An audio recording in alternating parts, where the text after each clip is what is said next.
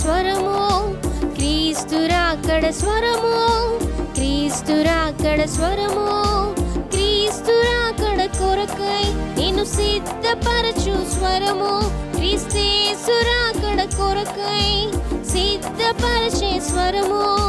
వినుమా, వినిపించుమా, కనుమా,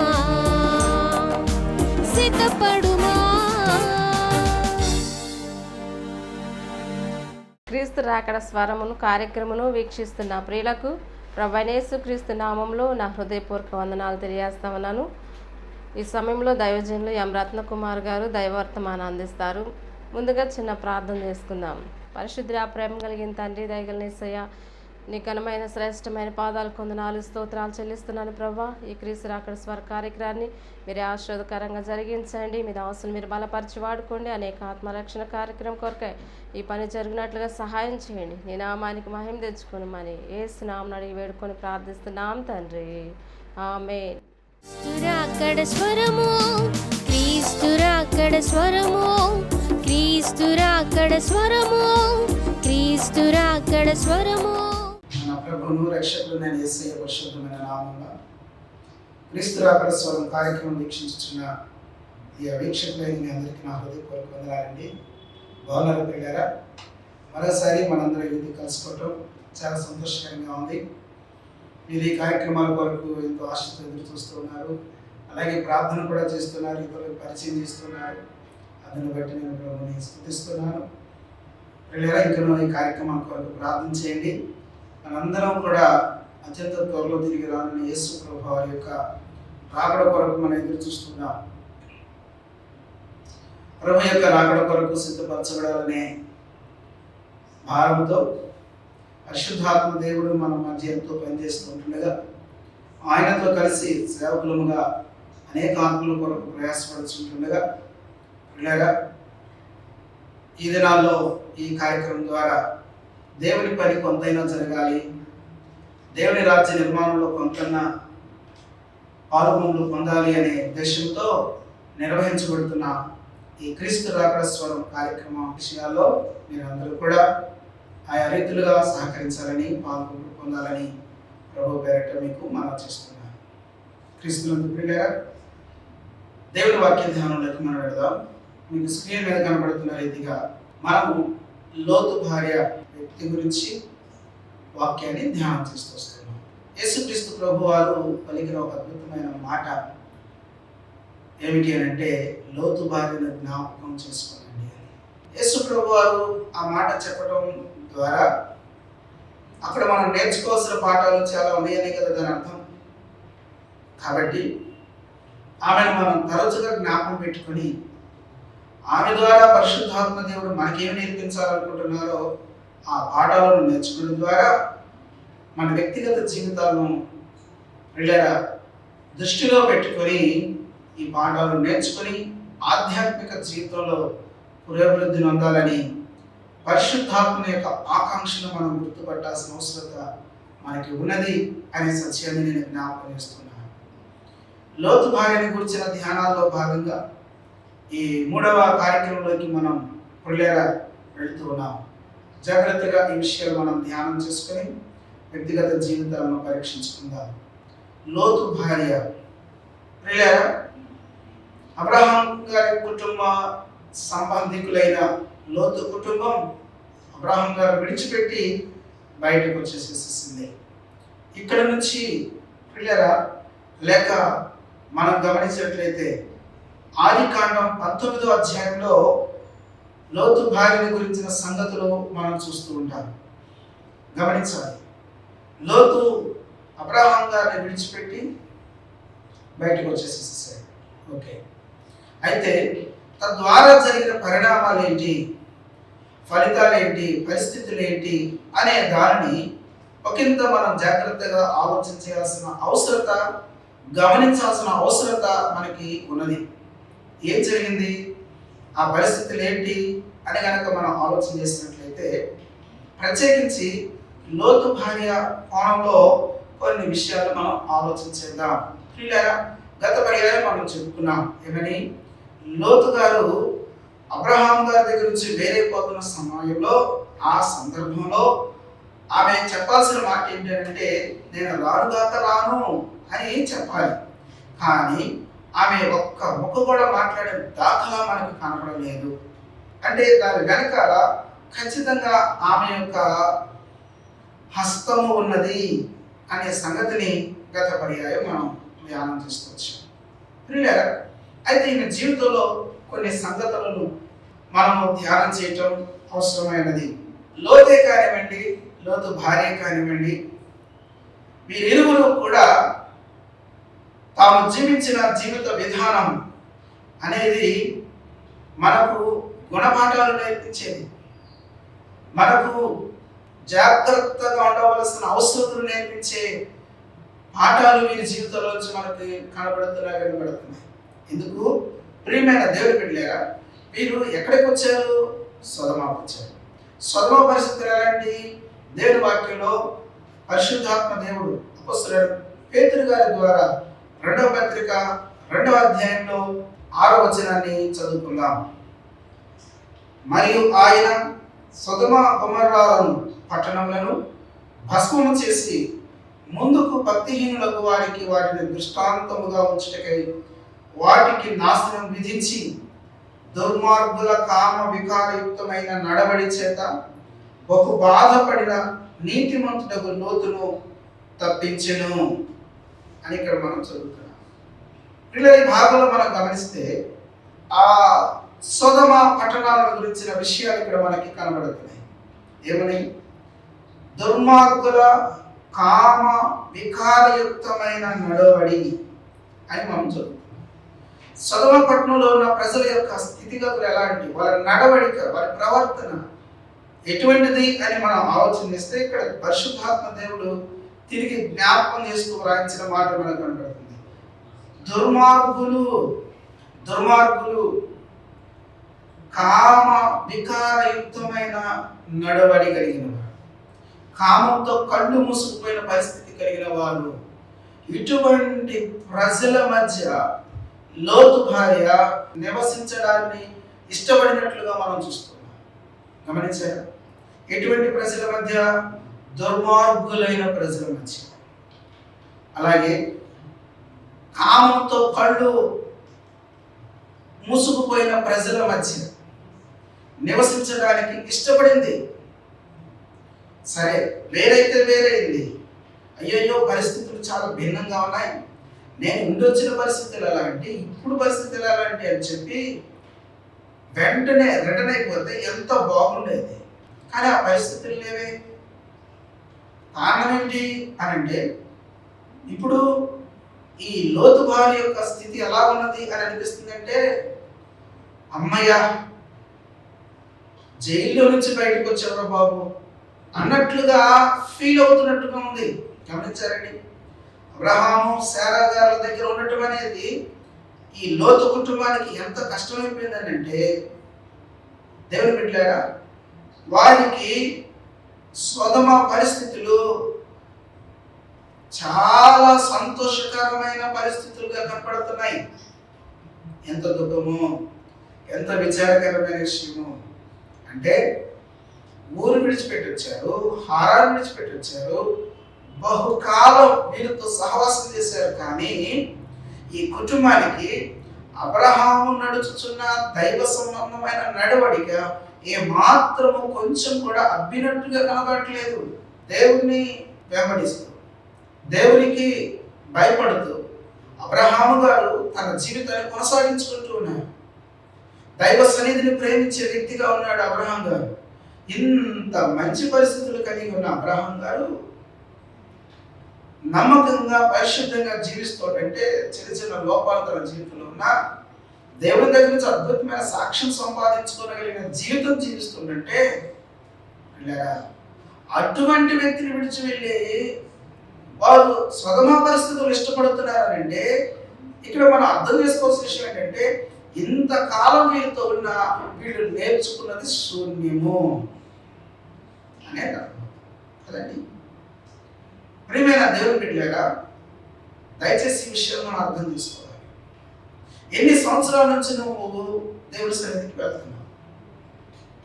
ఎంత కాలం నుంచి వాక్యం వింటున్నావు? ఇన్ని సంవత్సరాలు లేకపోతే ఎంతకాలము దేవుని వాక్యాన్ని వింటూ, దేవుని వాక్యాన్ని చదువుతూ, దేవుని దగ్గర కానివ్వండి, సంఘంలో కానివ్వండి, సేవకుల దగ్గర కానివ్వండి, నీవు దైవ సంబంధమైన విషయాలు ఏమి నేర్చుకున్నావు? ఒకంత జాగ్రత్తగా ఆలోచన చేయాల్సిన విషయం. ఎన్నో సంవత్సరాలు వారితో కలిసి నివసించారండి. అబ్రహామును బట్టి దేవుడు ఎంతో సంతోషపడుతున్న పరిస్థితులు ఉన్నాయి. ఒకవేళ తప్పటడుగులు పడుతున్నా వెంటనే సరి చేసుకుంటూ, దేవుని వెంబడిస్తూ తన జీవితాన్ని కొనసాగించుకుంటూ ఉన్నాడు. అటువంటి గొప్ప వ్యక్తిని విడిచిపెట్టి వీరు బయటికి వెళ్ళిపోయారంటే, దేవుని బిడ్డలారా, వీరికి అబ్రహాము గారి సహవాసము కంటే సొదమ సహవాసమే చాలా బాగా నచ్చింది అన్నట్లుగా ఉందన్నమాట. ఎంత దారుణమైన విషయం ఇది. అంత మాత్రమే కాదు, ఇంతకు మునుపు మనం చెప్పుకున్న రీతిగా వీరు అబ్రహాము గారితో ఉన్న సహవాసాన్ని ఎంత మాత్రం ప్రేమించట్లేదు కాబట్టి ఏమీ నేర్చుకోలేకపోయారు. నేను చాలా పర్యాలు చెప్తూ వస్తున్నాను. అబ్రహాం గారి కుటుంబంలో ఉన్న పరిస్థితులు ఏంటి? ఆ కుటుంబంలో దైవిక సంబంధమైన వాతావరణం ఉన్నది. అది వారికి నచ్చట్లేదు. ఆ ఇంటిలో పోస్కూల్ కబుర్లు కానివ్వండి, వాళ్ళ నీళ్ళ గురించిన ముచ్చట్లు కానివ్వండి, ఎకీకలు పక్కపక్కలు కానివ్వండి, ఆ ఇంట్లో ఉండవు. ఒక క్రమశిక్షణ కలిగిన వాతావరణం ఉండదు ఆ ఇంట్లో. వారు దైవ సన్నిధి కలిగి జీవించేవారు. అటువంటి స్థితిగతులు ఈ లోతు కుటుంబానికి నచ్చినట్లుగా లేదు. దేవుని సన్నిధి తమతో అనుభవించటం అంత ఇష్టంగా ఉన్నట్లేదు. వాళ్ళకి ఏది బాగుందని అంటే, సొదొమలోకి వెళ్ళిపోయి ఊరంతా తిరిగి రావటం, ఆ ఊర్లో ఉన్న దారుణమైన పరిస్థితులను బట్టి హాయిగా ఆనందించటం, ఇదే బాగున్నట్లుగా ఉంది. అందుకని ఇక్కడ ఉండలేకపోయారు కానీ అక్కడ ఉండగలుగుతున్నారు. అబ్రహాం శారాగారులతో ఉండలేకపోయారు కానీ సొదొమలో ఉండగలుగుతున్నారు అని అంటే, వీరి హృదయాలు, మనస్సులు ఎంత చెడు పరిస్థితిలో ఉండేవో చూడండి. ఇంకా చెప్పాలనంటే, వీరు ఏమి ఇక్కడ నేర్చుకోలేకపోయారనంటే ఎంత దారుణమైన స్థితిలో వీరి ఆత్మీయం ఏంటి ఉన్నదో చూడండి. దేవుని బిడ్డ, ఒకసారి జాగ్రత్తగా వినండి. మనం చివరి దినాల్లో బ్రతుకుతున్నాం.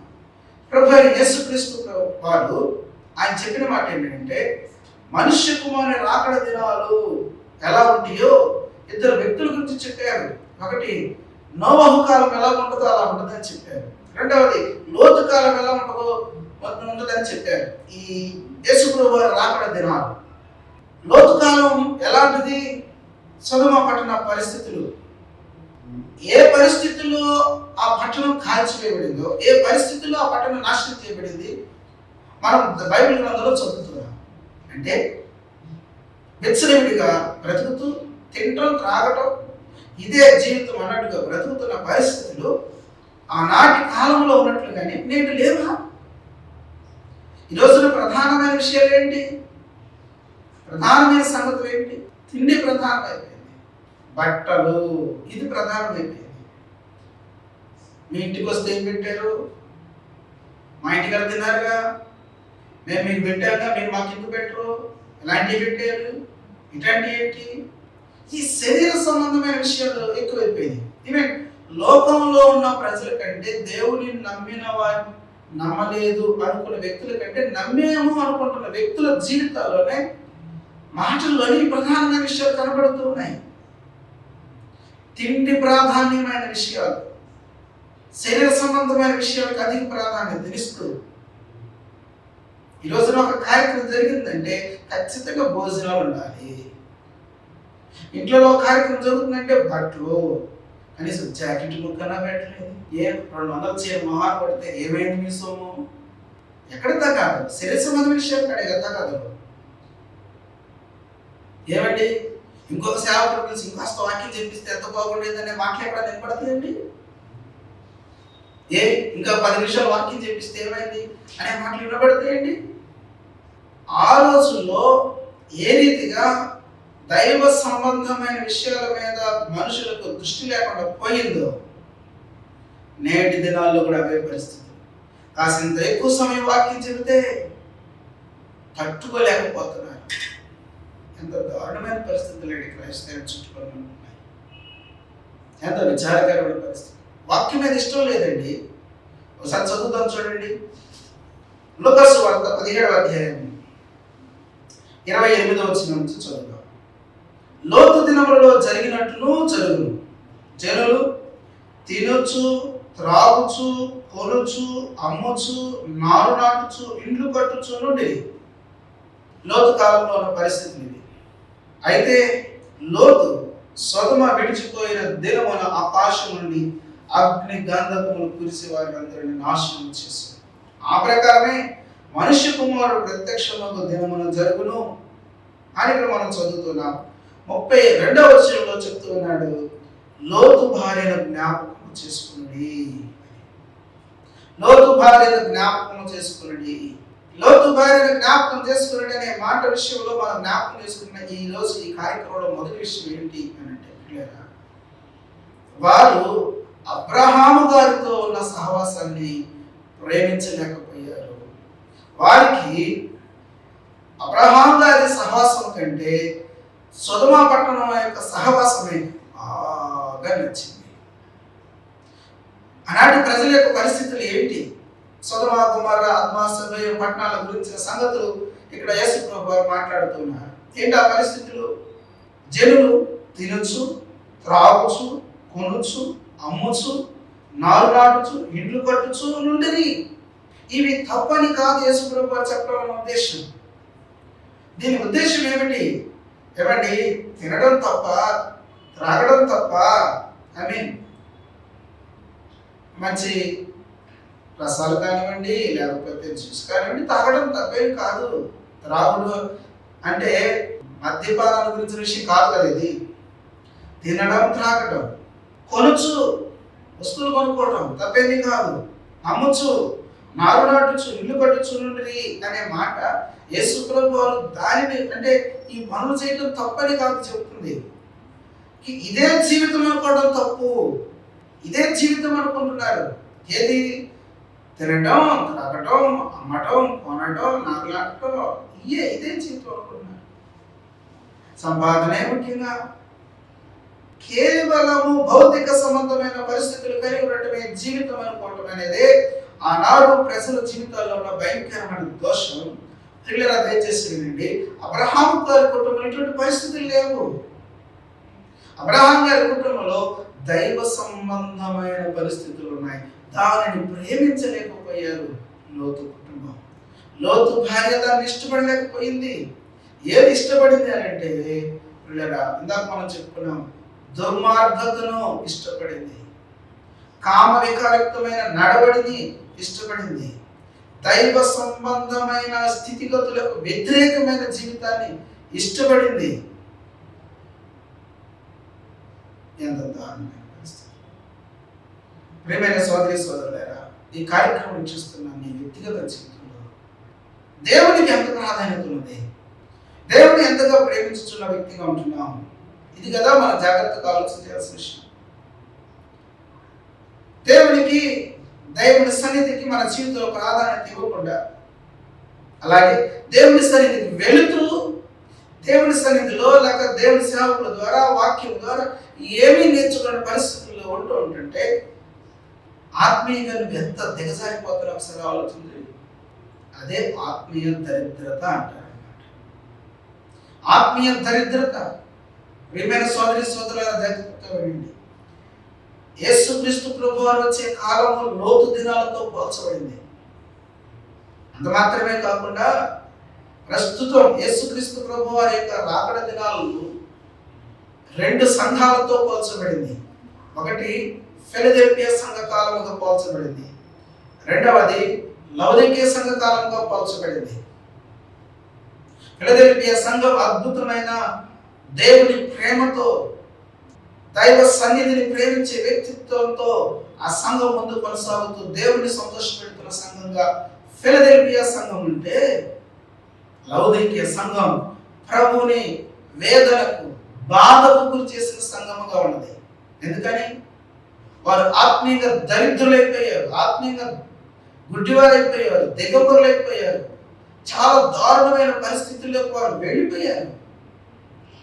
ఆత్మీయ దరిద్రత. ఆ సంఘాన్ని గురించి 5 విషయాలు చెప్పబడుతున్నాయి. చూద్దామా ఒకసారి? ప్రకటన గ్రంథం 3వ అధ్యాయం 17వ వచనం చదువుదాం.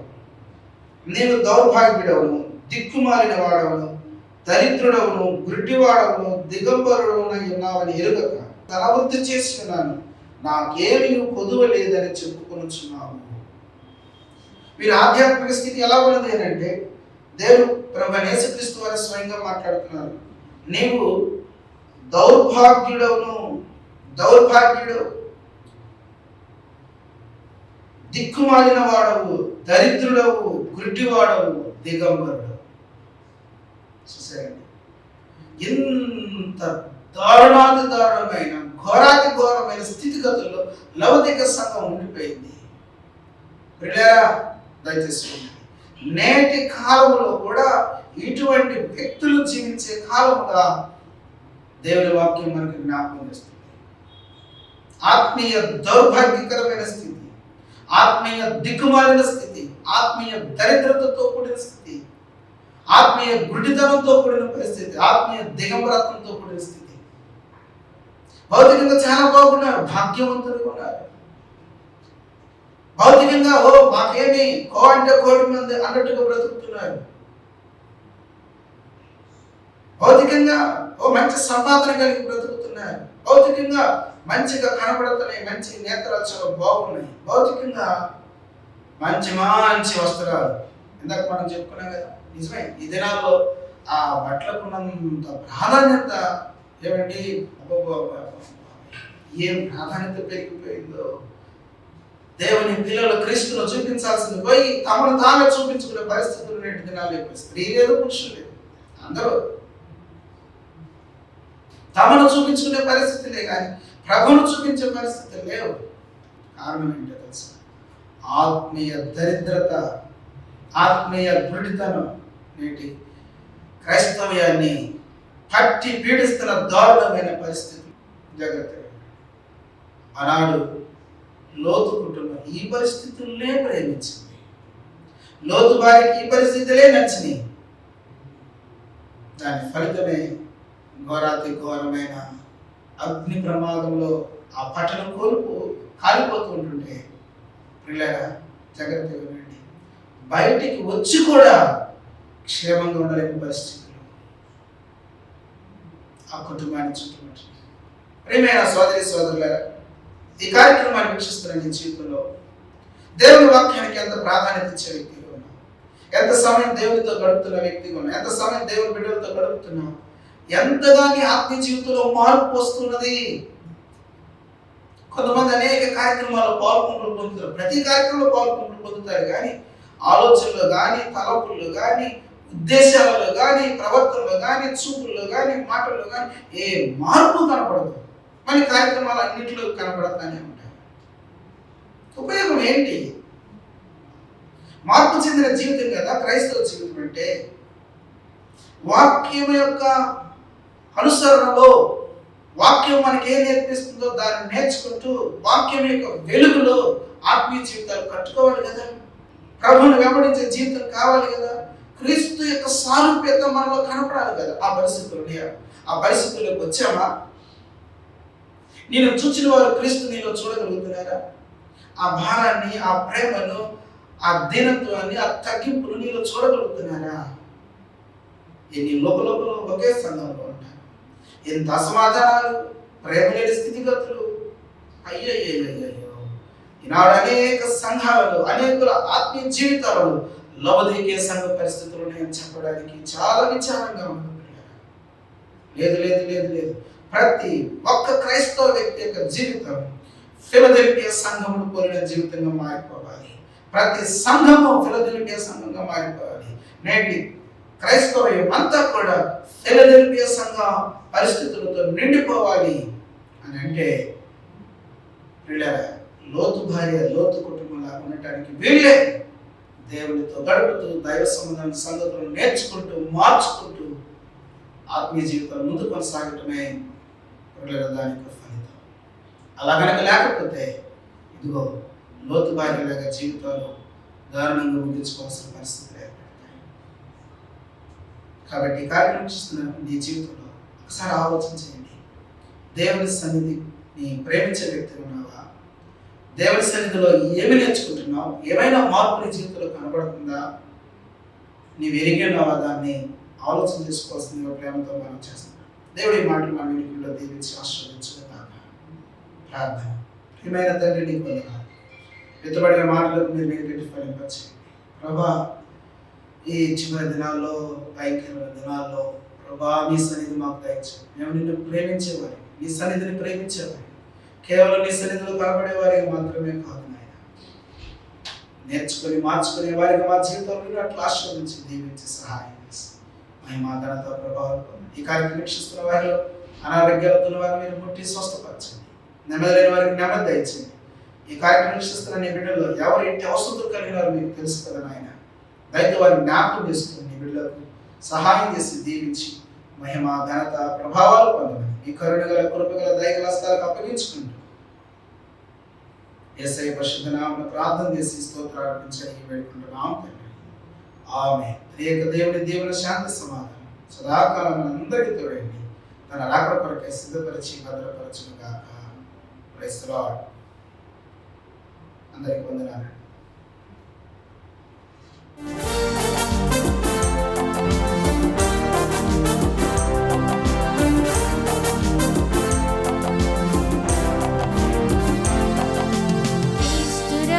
స్వరము క్రీస్తు రాకడ స్వరము, క్రీస్తు రాకడ స్వరము, క్రీస్తు రాకడ స్వరము, క్రీస్తు రాకడ కొరకై నిన్ను సిద్ధపరచు స్వరము, క్రీస్తు రాకడ కొరకై సిద్ధపరచే స్వరము.